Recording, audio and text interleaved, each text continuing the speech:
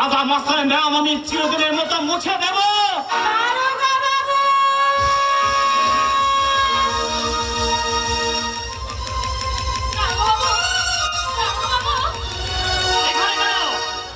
কি দরকার? আমার কথা আমি অফিসারকেই বলতে চাই। কি নাম তোমার? দেবকী গুপ্ত।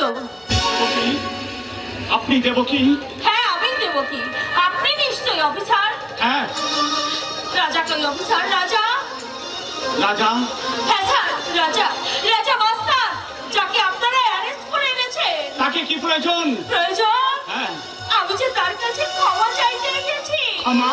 হ্যাঁ স্যার, ক্ষমা। তার কোনো দোষ নেই, সে নিরপরাধ।